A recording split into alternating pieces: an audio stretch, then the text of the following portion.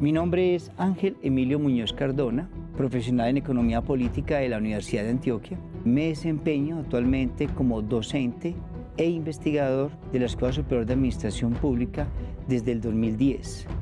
Incluso soy el director del grupo consolidado Gobierno, Territorio y Cultura en Colciencias. De igual manera, soy el editor científico más bien de la revista Administración y Desarrollo de la Escuela Superior de Administración Pública. Este es, pues, señores, como un repertorio el cual pongo al servicio de todos ustedes.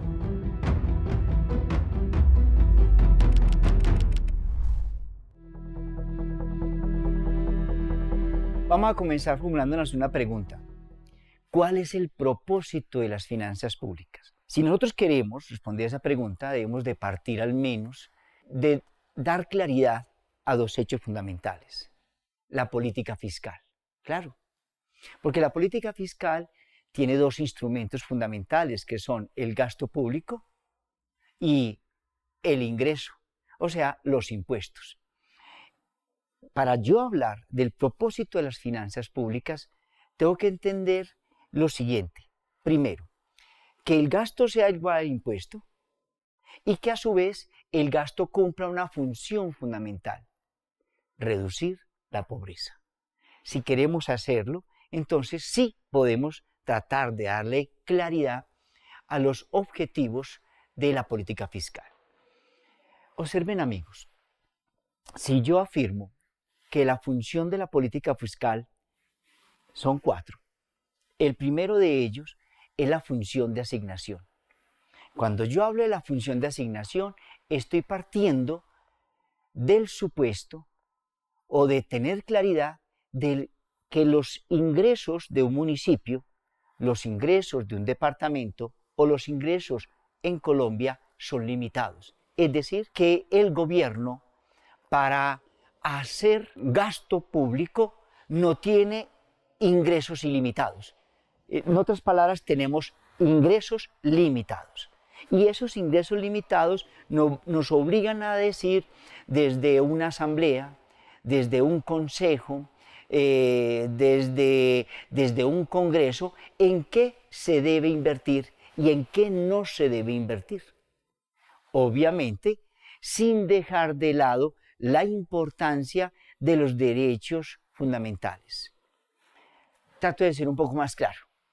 Vamos a suponer de que un municipio, vamos a decir que un municipio como Sabaneta tiene 1.000 millones de pesos y que esos 1.000 millones de pesos los puede invertir en dos inversiones necesarias.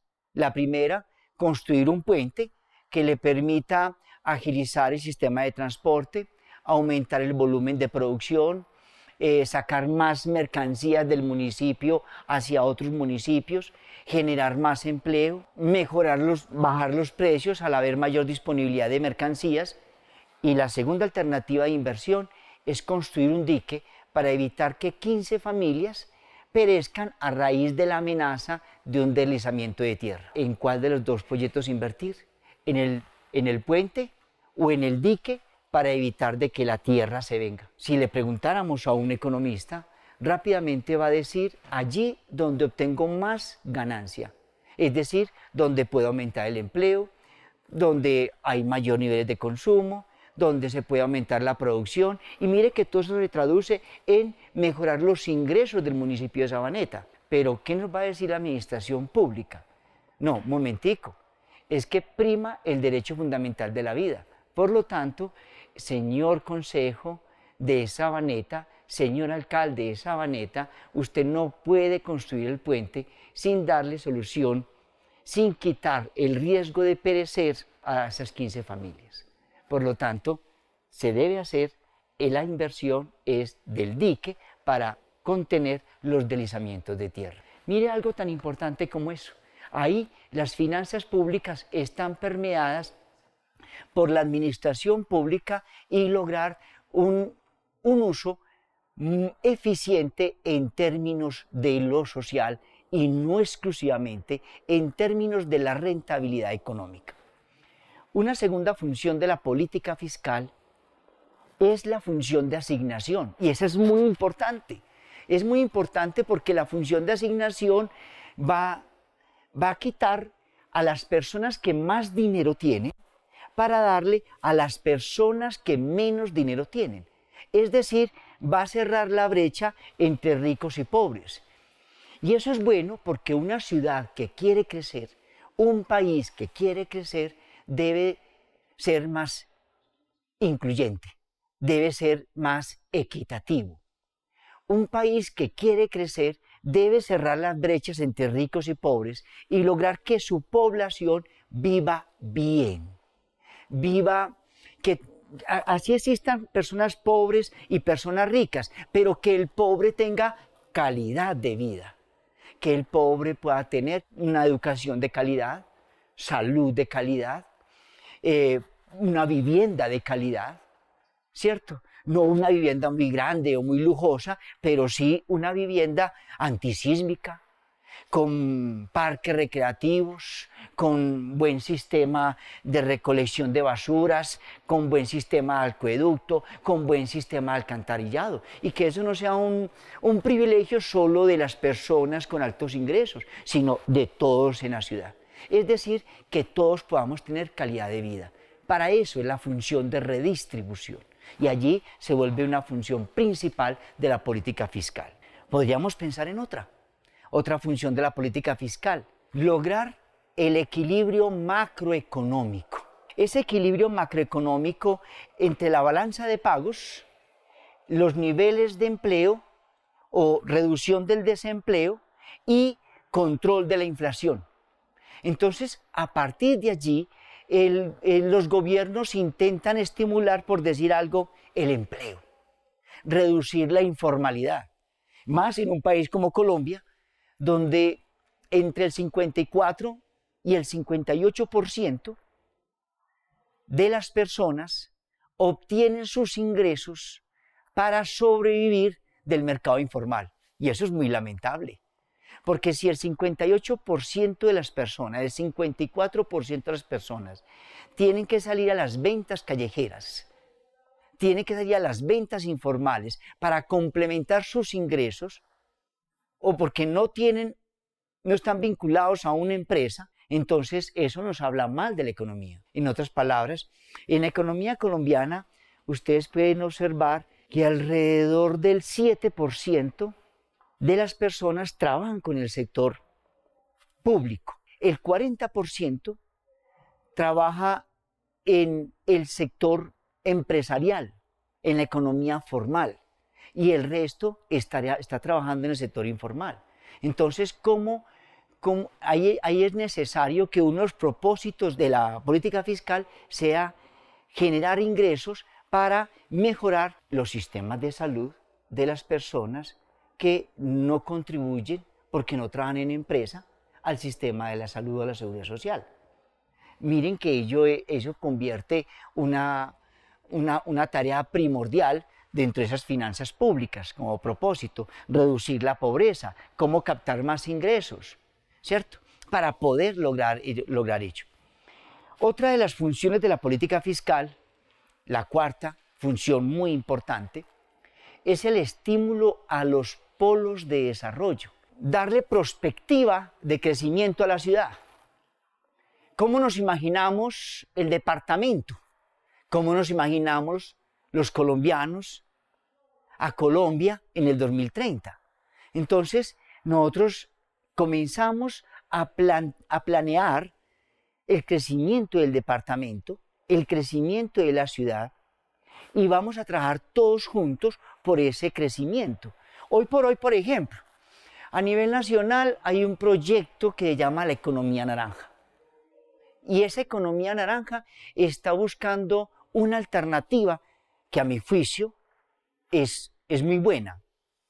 ¿Por qué? Porque está buscando desarrollar o industrializar las capacidades creativas e innovadoras de los jóvenes.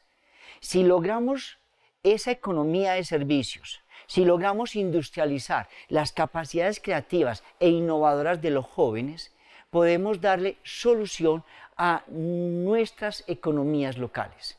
muchas personas salen de sus localidades porque no tienen buenas fuentes de empleo.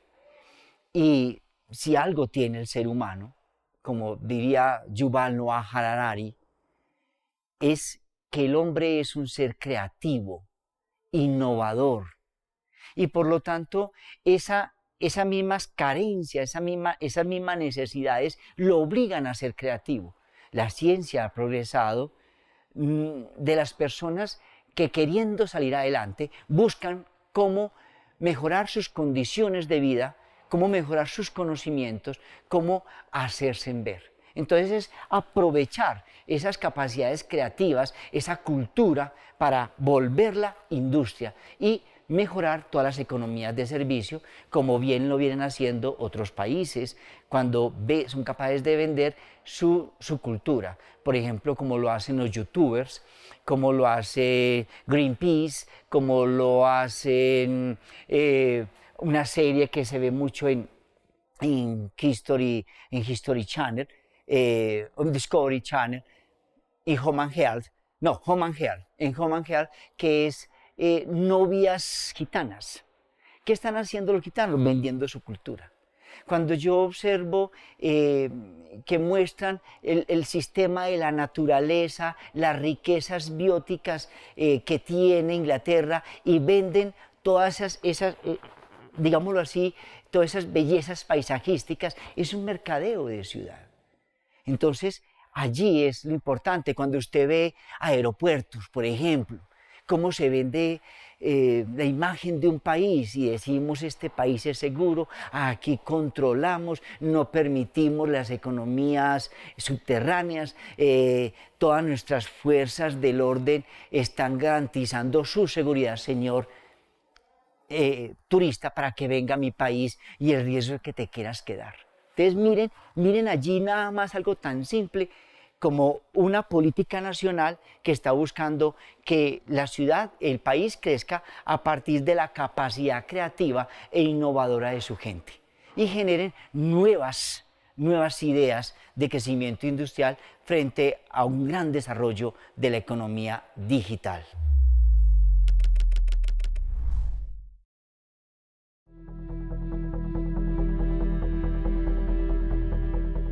Si nos preguntáramos cómo funciona la política fiscal en Colombia, tendríamos que recordar lo que anteriormente se había dicho, de que los componentes de la política fiscal son los impuestos y los gastos.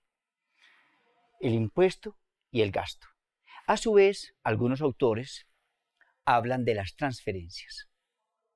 Pero para otros autores, como el caso de Rafael Uribe, uno de los grandes pensadores de la política fiscal en Colombia, las transferencias hacen parte del gasto público.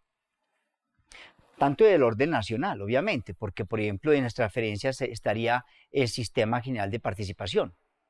Y ese Sistema General de Participación es lo que la nación le transfiere a los municipios del recaudo total de impuestos. Pero yo quiero, mi buen amigo, que intentemos desglosar el concepto de impuestos. Dentro del concepto de impuestos, reconocemos todos los ingresos que recibe el gobierno departamental o municipal o nacional para hacer gasto público, y que la principal función del gasto público es reducir la pobreza. Si ello es cierto, entonces, ¿qué reúne los ingresos del gobierno? Los ingresos del gobierno son los no tributarios, las multas, las tasas, las contribuciones, las sanciones, los ingresos de capital, porque el gobierno tiene inversiones, las empresas industriales y comerciales del Estado que generan utilidades, y estarían los tributarios, ¿cierto? Los impuestos. Eso conforma el ingreso público. ¿Por qué decimos que es ingreso público? Porque lo percibimos de todos los ciudadanos. Cuando usted va y compra un bien, paga un IVA. Si yo voy y compro un computador, pago al precio del computador un IVA. Si yo voy a Krebs y compro un alimento, pago el IVA, ¿cierto? Es decir, entiéndanme que en todo lo que nosotros vamos haciendo, vamos contribuyendo con los impuestos. Los principales impuestos con los cuales se sostiene la nación son el IVA, es uno de los fundamentales, y el impuesto de renta. En esos dos están los principales, allí está lo principal, ¿cierto? Dentro del gobierno nacional. De esos impuestos, que son el grueso del total de los impuestos que recauda una nación, se distribuyen a nivel municipal. Máxime, tenga pendiente que la gran mayoría de los municipios en Colombia, que son 1.102 municipios, de los 1.102 municipios, alrededor del 60% son de nivel 6. Si son de nivel 6, son municipios muy pobres. Y son municipios cuya principal característica es que la gente tiene el empleo es de la microempresa y de la economía informal. Esos son muy típicos estos municipios. Son municipios que adolecen de empresas. Al adolecer de empresas, cuentan con muy pocos recursos propios, ingresos corrientes. Por decir algo, todo municipio tiene sus propios ingresos, que generalmente provienen del impuesto predial, provienen de industria y comercio, provienen, que son como los dos principales, semaforización, va a venir de lo que son las multas y las sanciones, ¿cierto? Van a fortalecer mucho estos ingresos corrientes. Entonces, en municipios que tengan un buen número de empresas, son municipios que más ingresos corrientes tienen y son municipios que más gasto público pueden hacer. ¿De qué depende que un municipio tenga más o menores empresas?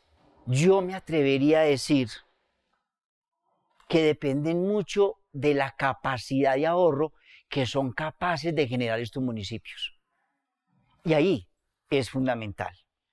Si un municipio es capaz de generar ahorro, entonces es un municipio que puede estimular más el empleo, más el crecimiento industrial, más la legalización de empresas del sector informal al sector formal, puede mejorar la capacitación de su población, mejorar la infraestructura, es decir, ser un municipio más viable para que llegue la inversión privada. Entonces, nosotros tenemos uno de los municipios más, digámoslo así, más pequeños de Colombia. El municipio más pequeño de Colombia tiene 15 kilómetros cuadrados y es uno de los municipios más ricos. Es uno de los municipios que ha ganado premio en calidad de vida. Ustedes se preguntarán cuál es. Y es Sabaneta. Sabaneta está dentro del área metropolitana y es un municipio de los más pequeños de Colombia. Pero es un municipio que tiene muy buena capacidad industrial. Tiene una excelente infraestructura. Allí las fiestas son las fiestas del plátano. Pero el plátano allí no se vende en mata, también se industrializa. Entonces usted ve que muchos de los productos que ustedes consumen de platanitos, ¿cierto?, de esos snacks, son producidos en Sabaneta. Tiene relaciones con el país de Holanda y exporta a Holanda. Entonces es uno de los municipios más ricos del área metropolitana del Valle de Aburrá y es donde más se concentra población, donde más vive población profesional, donde el 80% de sus moradores son personas de estrato 4, 5 y 6 y el 20% son de estrato 2, 3. Es el municipio que mejor cobertura tiene y donde el pobre tiene mejor calidad de vida. Entonces miren que ello parte es de ser capaz de hacer de ese municipio un municipio atractivo. Vamos a suponer otro municipio. Miren ustedes un municipio como Guatapé. Guatapé es un municipio que uno de sus alcaldes estudió administración pública y él aplicó ese conocimiento que obtuvo en la Escuela Superior de Administración Pública y lo aplicó directamente dentro de su papel como servidor público, como alcalde. Y como alcalde él tuvo varias ideas para lograr hacer del municipio un municipio atractivo turísticamente. Si bien tenía la Piedra del Peñol, que llamábamos Piedra del Peñol más llamado porque realmente es Piedra de Guatapé, esa piedra es del orden privado, no público. En otras palabras, no se le había hecho un buen desarrollo, no tenía tanto una buena publicidad, no le había logrado ser mayor captador de turismo. Pero tenía a su vez las represas, una de las principales represas abastecedoras de energía para gran parte del oriente y del Valle de Aburrá, del área metropolitana. Observen, señores, que estos recursos que estaban allí estaban como muertos y él los vuelve atractivo turístico. Y lo primero que hace es mejorar la entrada del municipio. Creó una política de embellecimiento de las viviendas, de los zócalos, tal y como lo hacen, por ejemplo, el ISBIMED, cuya política es mejorar las fachadas de las viviendas de los barrios más pobres, para que se vean más atractivas, máxime cuando vas en el metro cable, máxime cuando vas en el metro. Entonces eso genera un paisajismo muy hermoso de la ciudad, tanto cuando vas hacia la estación La Aurora, o cuando estás subiendo por las escaleras eléctricas de uno de nuestros barrios más pobres en el área metropolitana, como es la Comuna 13, que actualmente ha estado muy en boga por la película o por la novela que se presenta sobre la Comuna 13. Bueno, entonces miren que todo ello fue llegando con inversión y fue mejorando. Y hoy por hoy usted a Guatapé la ven entre las ciudades más lindas de América Latina. Eso es algo muy bueno y es una de las ciudades más turísticas, es una de las ciudades donde se mueve más el comercio, donde hay atractivos muy importantes como por ejemplo el salto en Garrucha, está el canotaje, allí llegó Holanda y se hace deporte de canotaje, se hace deporte de esquí, ¿cierto? En el agua, todo ello va generando crecimiento. Entonces, lo que es necesario tener en cuenta es que dentro de esas funciones o dentro de esas alternativas de la política fiscal es cómo lograr mejorar los ingresos de los municipios. Todo municipio posee riquezas. El área metropolitana, por ejemplo, tratando de evitar la migración de los jóvenes talentos de los diferentes municipios que están alrededor, generó una política llamada provincias. La tomamos con la Universidad de Palermo y con la Universidad de Palermo se pensó, la gobernación de Antioquia pensó en cómo integrar municipios para el desarrollo local. Entonces ya nosotros no pensamos cada alcaldía independiente, sino que pensamos un conjunto de municipios que nos integramos para lograr desarrollo e inversión social que nos favorezca a todos. Quiero ponerle un ejemplo.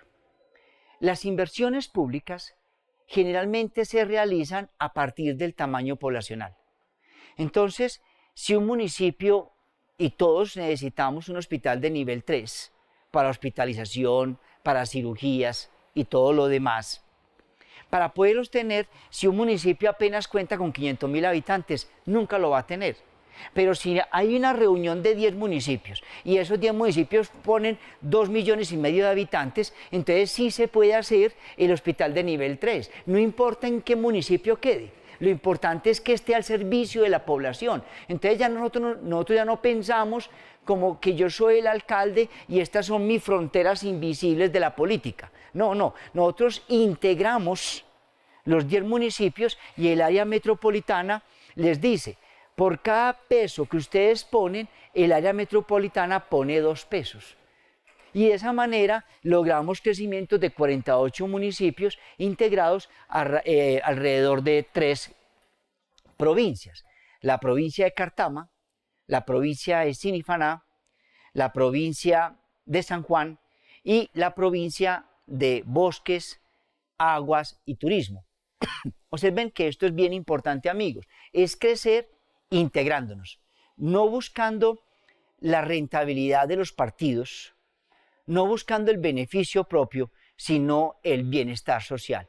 Esa es, yo diría que una de las principales funciones de la política fiscal.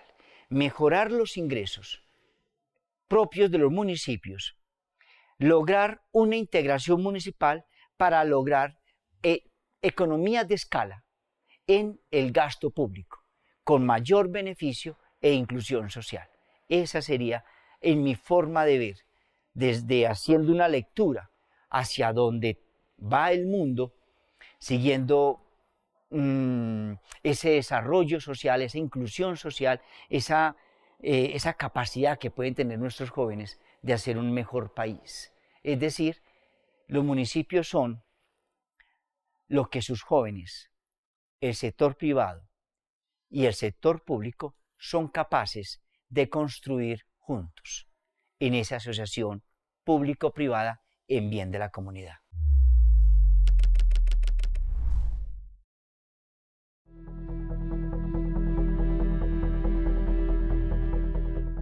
Vamos a pensar lo siguiente.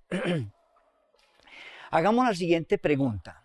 Para la función de estabilización, que si bien es una parte de la política fiscal, eso depende mucho de las políticas del gobierno nacional y del Banco de la República. El Banco de la República tiene 3 grandes instrumentos, que son el encaje, el redescuento y las operaciones del mercado abierto. Esas 3, digámoslo así, le permite a él controlar la base monetaria. Al controlar la base monetaria, es decir, al crear una política monetaria, aumentarla o disminuirla, puede ayudarle al control de la inflación. En otras palabras, la principal tarea del Banco Central, del Banco de la República de Colombia, es controlar la inflación. Eso aparece en los artículos 331 a los artículos 333 del capítulo 6 del título 12. Observen lo siguiente. Si el principal papel del Banco de la República es controlar los precios, entonces en Colombia, siguiendo el boom que venía de la época de terminado la década del 80, comenzada la década del 90, donde casi todos los países en América Latina nos estábamos insertando hacia la globalización. En Colombia recuerden que comenzó con César Gaviria Trujillo, eso fue en el 91 cuando hizo la apertura económica. ¿Listo? Es decir, Colombia empieza a ingresar a una política macroeconómica que llamaríamos la política de integración económica, donde los países comienzan, para ser competitivos, a unirse en bloques económicos. Para esa época estaba la Comunidad Económica Europea, que después, ya entrado el siglo, comenzado el siglo XXI, va a quedar como Unión Europea y nace la moneda de ellos, que es el euro. Entonces miren que antes, en la década del 90, hay un boom de globalización pensado no como yo competir, yo país competir solo en el mundo, sino ya yo unido con otros países. Desde entonces, desde el año 2000, Colombia ha celebrado 14 tratados de libre comercio. Para Colombia ser competitivo en los mercados internacionales y lograr una tasa de cambio real del poder adquisitivo competitiva, es decir, que los productos nacionales sean atractivos en los mercados internacionales, Colombia debe controlar los precios. Si Colombia controla los precios, la tasa de cambio real aumenta, es decir, la capacidad competitiva del país aumenta. Pero si los precios suben, la tasa de cambio real del poder adquisitivo disminuye, es decir, Colombia pierde capacidad competitiva en los mercados internacionales.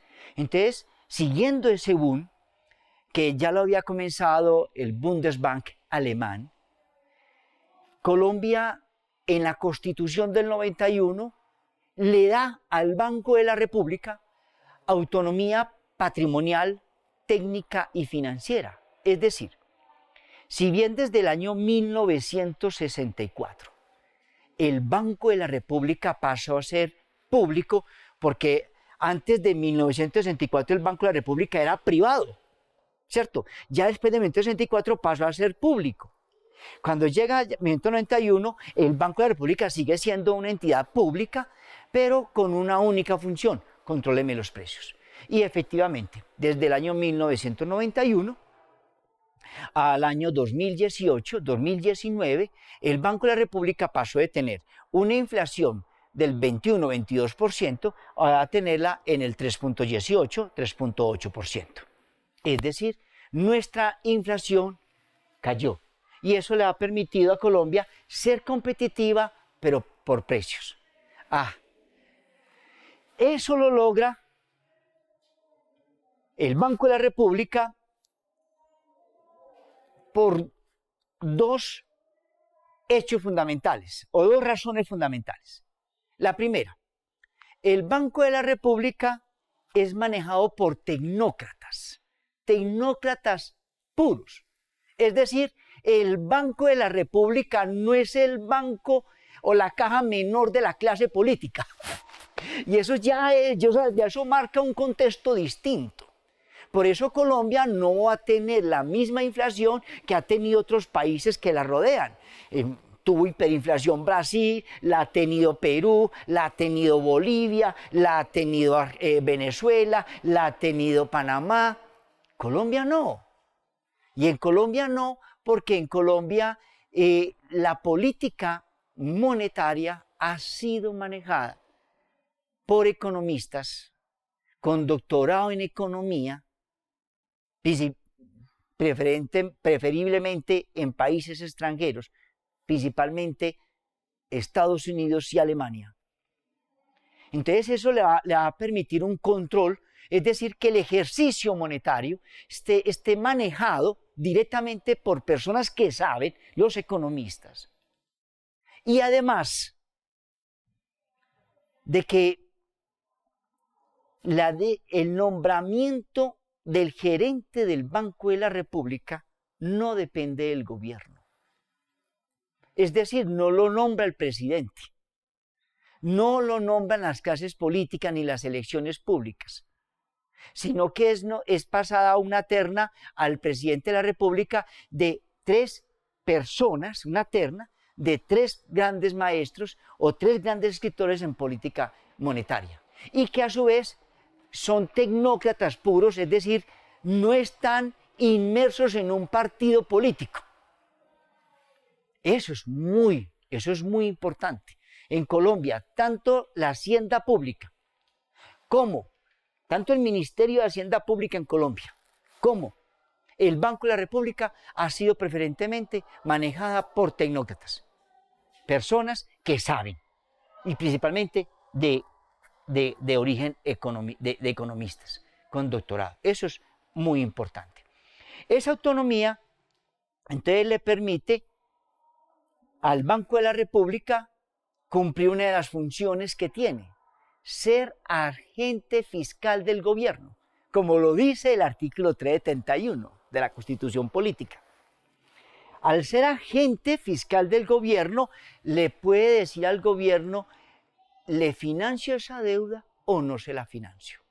¿Y de qué depende que se la financie o no la financie? Dependiendo de las necesidades de crecimiento del país. Es decir, el dinero que debe estar en circulación debe ser el dinero que permita el funcionamiento de la industria, del sector comercio, ¿cierto?, del sector de servicios. En otras palabras, que no tenga más dinero el que necesita porque se genera inflación, o que no tenga menos dinero el que necesita porque estancaría la economía. La economía es como el motor de un vehículo. Piensa en un vehículo fino. A un vehículo que tiene un buen motor, usted no puede echarle más del aceite al motor porque lo quema o lo funde. Exactamente, el Banco de la República lo que busca es mantener ese aceite apropiado para que funcione bien el motor de la economía, sin que crezcan los precios. Ahora bien, esto se logra gracias a que el Banco de la República maneja, al controlar los precios, mantiene la credibilidad del público en su moneda. Observen lo siguiente, yo no sé, señor, si usted ha observado esta gran cantidad de venezolanos que están en los centros de nuestras grandes ciudades.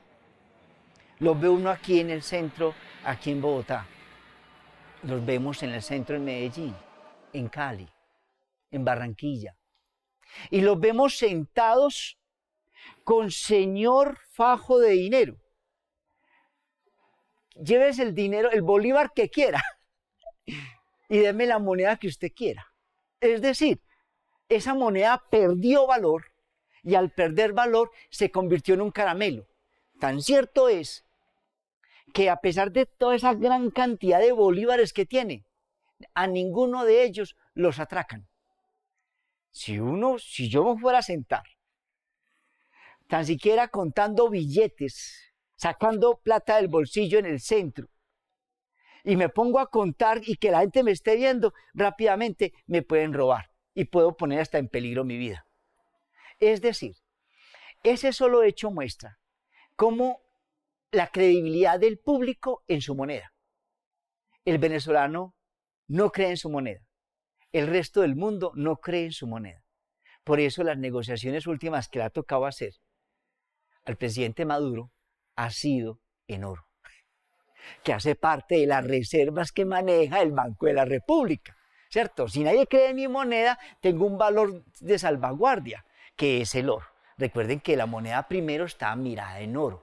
Por eso todos los países del mundo compran oro, los bancos de la República, los bancos centrales compran oro, la riqueza está en oro. Es decir, al momento de que mi moneda pierda credibilidad, entonces ya compro, ya intercambio bienes y servicios en oro. No es que volvamos a acuñar monedas de oro, no, simplemente transo. Entonces doy lingotes de oro a cambio de medicinas, protección, seguridad para la nación, en fin, esa es la clave. Entonces, miren que hay ahí un hecho fundamental. El Banco de la República, entonces, parte de tener autonomía patrimonial y técnica para poder controlar la inflación. De igual manera, controla ese agente fiscal del gasto público, del control del gasto público, para evitar de que el excesivo gasto público aumente la tasa de interés, reduzca la inversión y se genere pérdidas de empleo. Entonces trata de mantener una economía estable con los precios. ¿Dónde está nuestro error? ¿Por qué no hemos logrado reducir más aún la inflación? Porque nosotros tenemos un problema como colombianos, y es que nuestras universidades, que somos el centro de investigación, nosotros, los científicos, no estamos apoyando con nuestros conocimientos el crecimiento industrial. En otras palabras, los empresarios son buenos comerciantes, saben manejar su empresa, pero quienes crean y desarrollan y mejoran los productos y producen patentes que generan productos nuevos para conquistar nuevos mercados, somos nosotros, las universidades. Por eso, tomemos un tema de actualidad para que usted me entienda más. Desde el año 1850 llegó a Colombia el café. En 1870 comenzaron las primeras exportaciones cafeteras de Colombia, café en grano. 2019 seguimos exportando el café en grano. Creemos que la solución es retirar el café de la Bolsa de Valores de Nueva York. En mi opinión, esa no es la solución. En mi opinión es industrialicemos el café. Usted puede consumir un axe de café. De 1 libra de café se producen 80 desodorantes axe. ¿Cuánto vale 1 libra de café? 51 centavos de dólar. ¿Cuánto vale un ACSE? $4. Entonces, si industrializamos el café, podemos mejorar los cultivos y no depender de los fenómenos de telaraña. Cuando el producto está escaso, el precio es alto. Cuando llegan las cosechas, el precio baja. En otras palabras, industrialicemos. Con el café se producen aromatizantes. Con el café, cuando usted va al eje cafetero, las personas lo usan para broncearse. Sirve como aceite para broncear. Sirve de aromatizante. Es decir, no exportemos el café en mata, industrialicémoslo, démosle valor agregado. El café sirve inclusive para mejorar ritmos cardíacos. Entonces, ¿qué nos falta? Que nosotros, que decimos ser un país agrícola, nuestras universidades miren al agro, industrialicen el agro. El campesino no lo sabe porque nunca ha pasado por la universidad, no conoce un laboratorio de química. Nosotros sí, nosotros los ingenieros químicos. Entonces, la culpa es nuestra. No hemos podido controlar mejor la inflación. No hemos sido capaces de generar más empleo y tener productos diferentes en los mercados internacionales porque no hemos unido la universidad, la empresa a la universidad. ¿Por qué Estados Unidos progresa? Solamente Harvard, la mejor universidad del mundo, le produce 2.700 patentes a Microsoft. La mejor universidad de Colombia produce 35 patentes, la nacional, y le sigue la Antioquia con 20. Así es imposible progresar cuando crece la población y muy tanta gente joven quiere trabajar.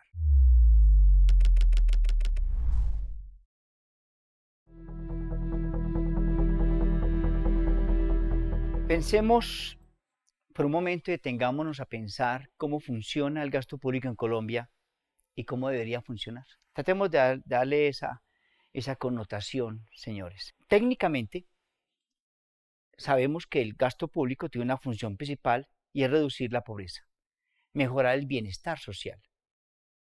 Esa es la función. Si esa es la función, el gasto público en Colombia generalmente va a tener al menos como 4 desgloses principales dentro de la contabilidad pública, dentro de la contabilidad municipal, departamental y nacional. En Colombia, el gasto público se divide en gasto de funcionamiento. Y en gasto de funcionamiento tenemos gasto de personal, salarios, sueldos, primas, ¿cierto? Manejo de personal. Gastos generales, sostenimiento de oficinas, papelería, insumos, alquileres y las transferencias. Las transferencias generalmente son las que transfiere el gobierno nacional, como ya lo habíamos dicho, a las entidades territoriales. Esas transferencias que transfiere el gobierno para gasto de los municipios ya vienen asignadas. Recordemos que el 58.5% es para educación, o sea, del total que recibe el municipio, el 58.5% es para educación, 24.5% para salud y el 17% restante es para saneamiento ambiental y recursos naturales, agua potable, alcantarillado. Ahí se va la plata de lo que recibe un municipio en Sistema General de Participación. Si el municipio es de categoría 6, prácticamente este municipio solo vive del Sistema General de Transferencias. Es decir, todo lo que le llegó se fue en funcionamiento. Y eso es muy peligroso. Si todo lo que le llegó se fue en funcionamiento, entonces viene otro. ¿En qué más se invierte el gasto público? Pago a la deuda externa, pago a la deuda municipal, tanto externa como interna, gasto de inversión, y en gasto de inversión es bien poco. lo que generalmente se gasta en inversiones, yo diría que es menos del 4% en Colombia, menos del 4% en el PIB. Es decir, el grueso de gasto se va en funcionamiento, tanto en pago, en pago de personal como de servicios, gastos generales y en servicios de transferencia. De igual manera, hay un gasto que es el que necesitan, que llamamos gastos comerciales y de funcionamiento, que son los gastos que hacen las empresas industriales y comerciales del Estado, en publicidad, en mercadeo, en inversión, ¿cierto? En ampliación. Estos gastos se tienen en cuenta porque hacen parte de ello, Bueno, allí estarían entonces principalmente estos gastos. ¿Qué debemos hacer entonces para mejorar el gasto público? Mejorar el ahorro. Mejorar el ahorro provisional dentro de la contabilidad.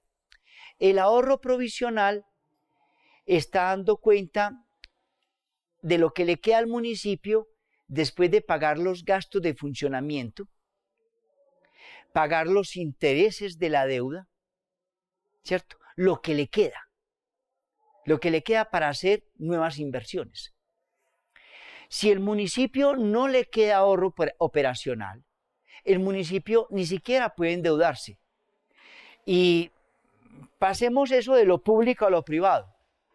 Para uno poder mejorar económicamente, es necesario endeudarse.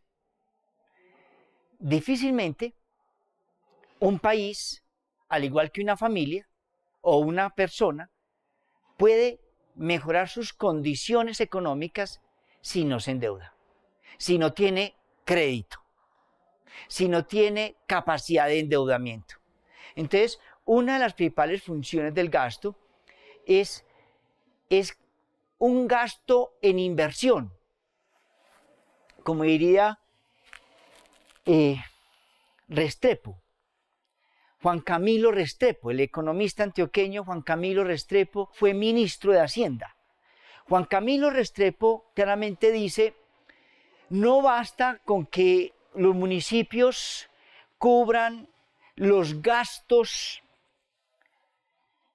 que demandan las familias más pobres o que se muestren cifras crecientes de gasto público en los municipios, sino que seamos capaces de decir cómo se han reducido, digámoslo así, esas necesidades y cómo se ha logrado mejorar las condiciones de vida de la población.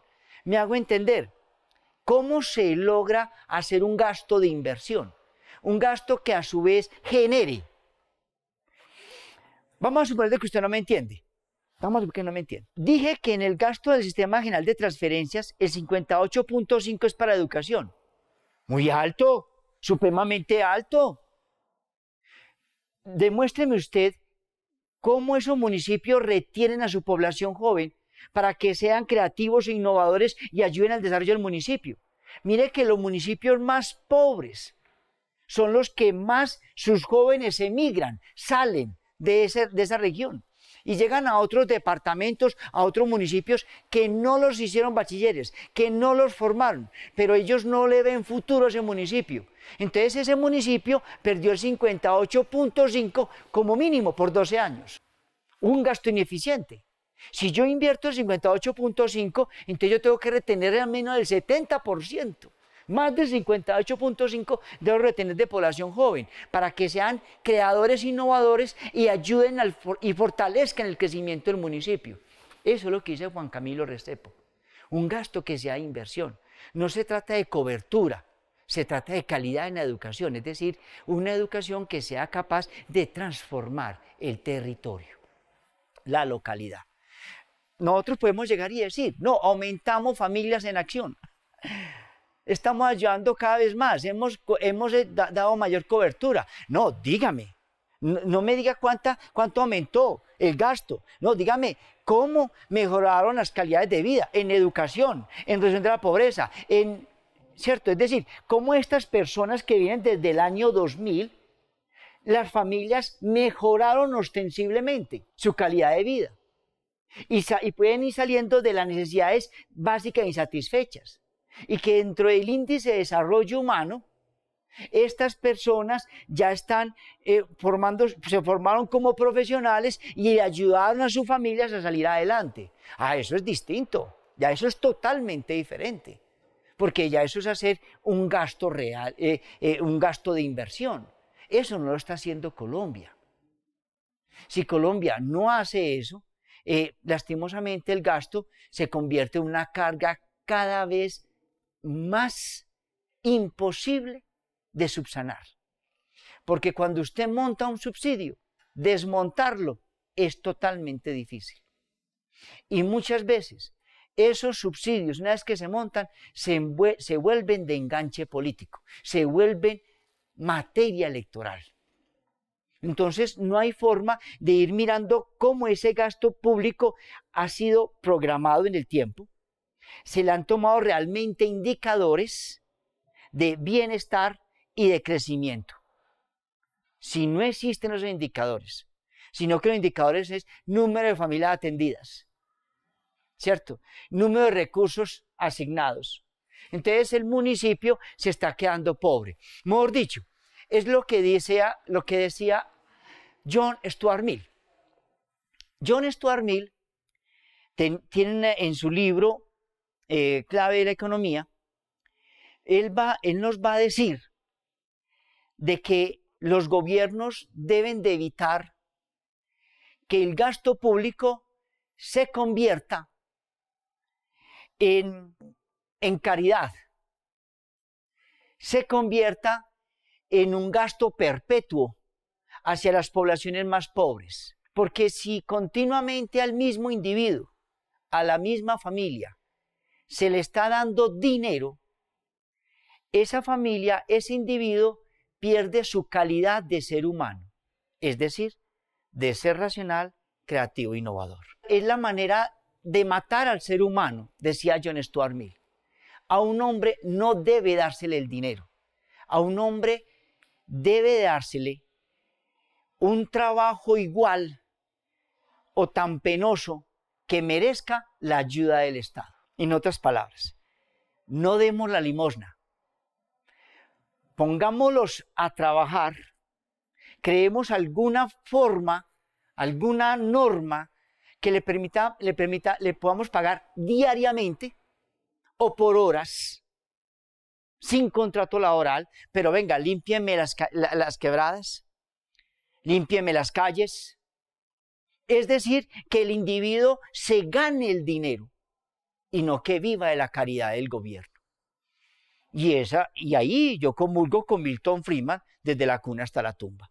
Se convierten. Mire que en Colombia tenemos municipios que viven solo de las transferencias que da el gobierno. Y que si usted las quita, ya esos municipios desaparecen. Entonces, una primera alternativa es generar que un gasto público sea capaz de generar inversión. Lo otro, es importante, atendiendo los nuevos avances que hiciera John Hawkins en la economía creativa, en su texto Economía Creativa, que da pie a la economía naranja. La formación en la cultura. Señores, antes de una obra pública, para que la gente defienda esa obra pública, para que no se aumenten los gastos de sostenimiento de esa obra pública, que la gente entienda la importancia de la obra pública, se apropie de ella. Es antes de hacer una inversión que va a transformar culturalmente una ciudad. La gente debe amar esa obra, debe apropiarse, debe entender los beneficios de esa obra y luche por conservarla. Eso lo ve usted muy claramente en Colombia.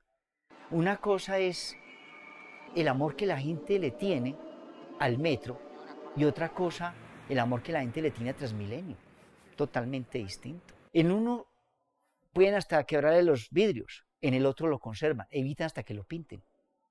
Es decir, hay una apropiación de ciudad por ello y defendemos eso de lo público. Entonces, toda inversión primero tiene que permearse culturalmente para que la gente lo tome, lo defienda y lo asuma como propio, porque lo público es de nosotros, es de todos. No es como la gente dice, que es de nadie. No, lo público nos ayuda y nos dignifica como seres humanos. Y esa es una de las funciones del gasto público. Entonces allí estaría, yo diría que lo más principal.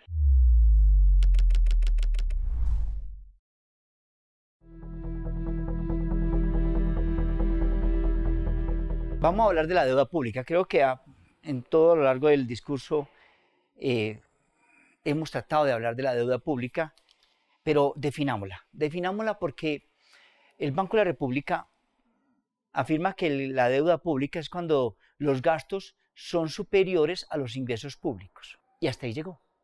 Hasta ahí llegó el Banco de la República.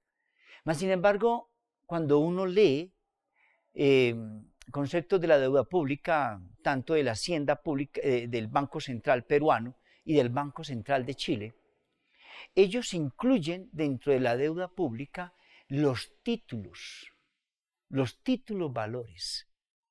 Es decir, que la deuda pública incluye el mercado bursátil, en la cual se negocian las operaciones de mercado abierto. La imagen del país o la aceptación que tienen los bonos de deuda pública en los mercados internacionales y en los mismos mercados locales. En Colombia, cuando un municipio se endeuda, o en Colombia la deuda interna generalmente está nominada en TES y la deuda externa está nominada en bonos. A veces decimos que es bono samurái cuando está con el caso de Japón, bono yankee cuando está con el caso norteamericano, ¿cierto? Y así sucesivamente. En otras palabras, la deuda pública reúne tanto el gasto público como las deudas que tiene la entidad territorial a nivel internacional con otros países, con otros organismos como el Banco Mundial, como con el Fondo Monetario Internacional, con la banca internacional, pero no todos los municipios se endeudan afuera, ¿cierto? Hay municipios que se endeudan adentro porque no tienen esa capacidad de ahorro operacional, o hay otros que no les queda absolutamente nada y por lo tanto prácticamente no pueden endeudarse. Es decir, la deuda pública podríamos mirarlo de manera general como todas aquellas obligaciones que tiene la entidad territorial, ¿listo? O que tiene la nación para responderle a los mercados internacionales y a los mercados nacionales, mantener entonces esa posibilidad de hacer inversión. ¿Cuándo se debe endeudar una nación? ¿Cuándo se debe endeudar un departamento, un municipio? Cuando el gasto es mayor o las necesidades de gasto son mayores que los impuestos. Entonces tiene que buscar la manera de generar ingresos para poder hacer nueva inversión. Y esa nueva inversión se está generando cada vez es mayor cuando crece la tasa poblacional. A medida que va creciendo la tasa poblacional, las necesidades de gasto público se hacen mayores. Y se hacen mayores porque se necesitan nuevas vías, se necesita nueva infraestructura, nuevas viviendas, nuevos colegios, más hospitales, en fin. Entonces, el municipio debe hacer inversión.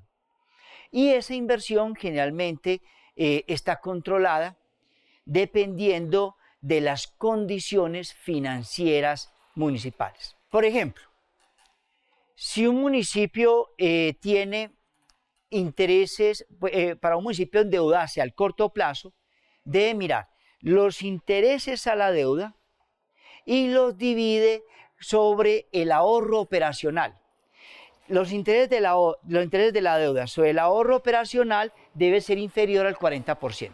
Es decir, si yo como municipio quiero endeudarme, entonces tomo cuánto debo pagar en los intereses de la nueva deuda y miro el ahorro operacional y debe ser inferior al 40%.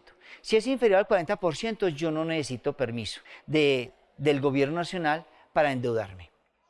Pero si es más del 40%, entre el 40 y el 60%, la ley establece que yo sí me puedo endeudar. Pero yo me puedo endeudar si y solo si sumado la inflación que fija el Banco de la República o que fijó el Banco de la República el año anterior no supera, ¿cierto? Es decir, si yo miro el saldo actual con la deuda menos el saldo anterior sobre el saldo anterior, si yo miro cómo me comporta la tasa, es menor que el crecimiento de la inflación proyectado por el Banco de la República, entonces yo me puedo endeudar. De lo contrario, yo necesito un permiso especial y a su vez asumir un plan de operaciones, es decir, cómo yo voy a pagar, cómo se va a pagar esta deuda, cómo se va a financiar, qué austeridad fiscal se va a seguir, cómo se van a hacer los cumplimientos, de tal manera que se mantengan las finanzas del municipio y no se le dé al próximo alcalde o al próximo gobernador, o no se le genere una deuda mayor. Entonces es necesario que ese control. Eso para el corto plazo.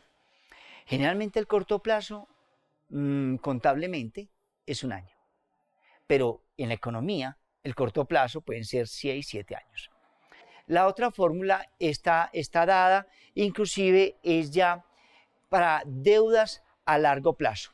Cuando estamos hablando de deudas a largo plazo, entonces yo voy a tomar el saldo de la deuda y lo divido sobre los ingresos corrientes.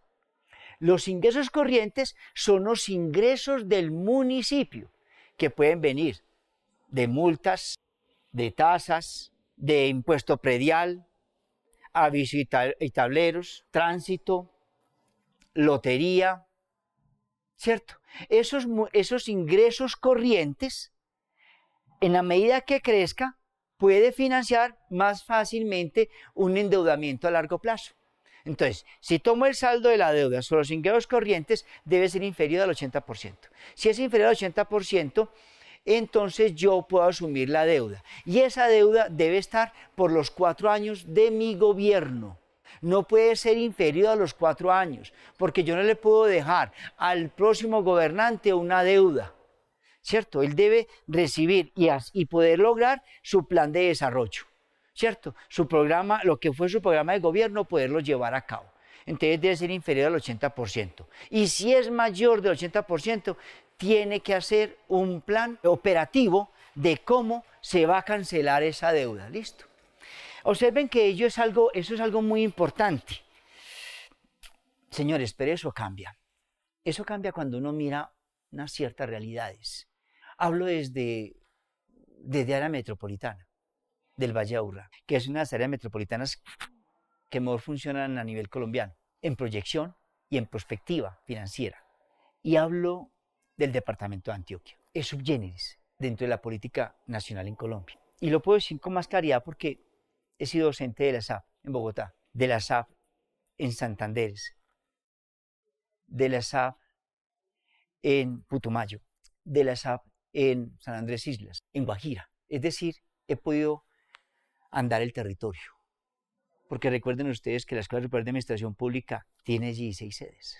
Entonces eso le permite a uno conocer las diferentes culturas. Y uno observa que en el departamento de Antioquia la Asamblea Departamental solicita a la ESAP, a la Ingeniería y a las principales universidades, la Nacional de Medellín y la Antioquia, a la Asamblea, a los docentes.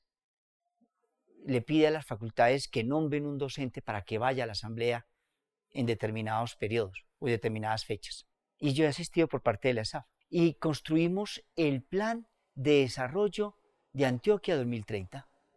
Y eso fue el año pasado. Un año estuvimos discutiendo cuál debería ser el plan de desarrollo para Antioquia 2030. Comenzamos en el 2018 y lo terminamos en el 2019, donde los académicos aportábamos a la asamblea. Y eso implica que todos los demás municipios de Antioquia deben apuntarle al plan de desarrollo 2030. Pero otro gran boom. Una vez que salimos de ese plan, bajamos al otro plan, al plan de desarrollo de área metropolitana, al PEMOT. Ya era como el área metropolitana, que es entidad independiente de las 10 alcaldías que integran el municipio, que integran el Valle de Aburrá. El Valle de Aburrá está integrado por 10 municipios, 10 alcaldías. Pero estas 10 alcaldías se unen y forman la gerencia del área metropolitana. Entonces ya necesitamos hacer el plan de desarrollo de área metropolitana. Y el plan de área metropolitana se sujeta al plan Antioquia 2030. Y a su vez, todos los demás municipios sujetan sus planes de desarrollo al área metropolitana. En otras palabras, no puede subirse un alcalde para el 2020 con un plan de desarrollo totalmente distinto a la visión del plan de desarrollo de área metropolitana y menos aún del plan de desarrollo Antioquia 2030. ¿Eso qué implica? Que nosotros luchamos mucho por el rompimiento de las fronteras invisibles de la política. Este no es mi territorio. Nosotros todos somos ciudadanos, somos colombianos. Todos nosotros pertenecemos a este municipio, pertenecemos a este departamento. Necesitamos vivir dignamente, no que unos vivan mejor que otros, sino que todos tengamos calidad de vida.